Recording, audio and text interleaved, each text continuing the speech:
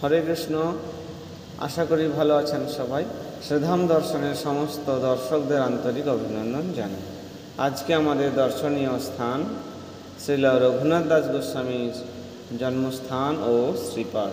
হুগলি জেলার আদিসপ্ত গ্রামের সেই আদিসপ্ত গ্রাম 7টি গ্রাম নিয়ে অবস্থিত। সেই 7টি গ্রামের মধ্যে একটি গ্রামের নাম কৃষ্ণপুর। এই কৃষ্ণপুর রঘুনাথ দাস গোস্বামীর জন্মস্থান এবং শ্রীপাঠ।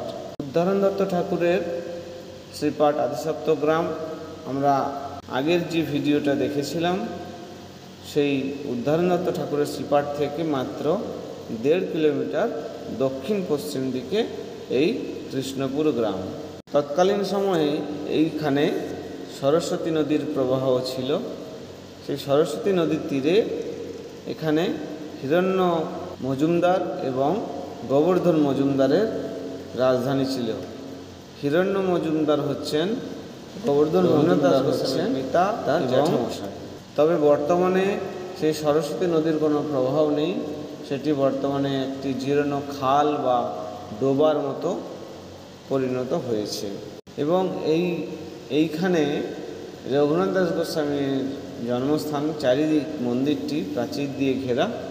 এর ভেতরে যে মন্দির আছে সেই মন্দিরে গৌর নিত্যানন্দ, গোপাল এবং প্রভৃতি 3টি প্রকোষ্ঠ আছে। এক প্রকোষ্ঠে গৌর নিত্যানন্দ, অন্য একটি প্রকোষ্ঠে শ্রী গোপাল এবং রাধেশ্যাম, আরেকটি প্রকোষ্ঠে বাম দিকে এক প্রকোষ্ঠ আছে, সেখানে আছেন রঘুনাথ দাস গোস্বামী তার বিগ্রহ। তৎকালীন সময়ে গোস্বামীর শ্রীপাঠে পাশেই একটি খাল আছে, সেটা আগে পূর্বে সরস্বতী নদী ছিল, তার সেই ঘাট বাঁধানো আছে এখনো। তবে ওই নদীটি এখন খালে পরিণত হয়েছে। এখান দিয়ে ব্যবসা বাণিজ্য হতো এবং জাহাজ চলাচল করতো। এই হচ্ছে সেই ঘাট।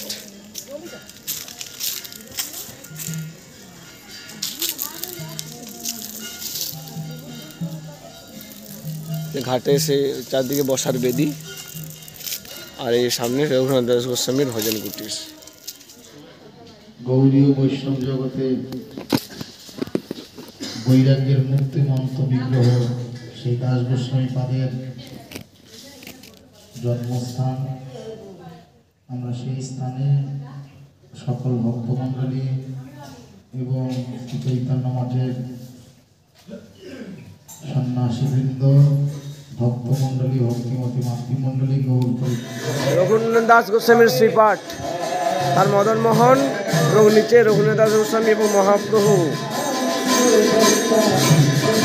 আর এদিকে আছেন ভিতরে রাধা মাধব, গৌর নিত্যানন্দ।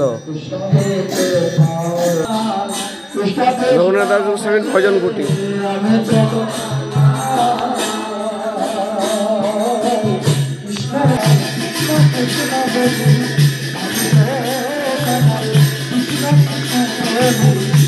Hare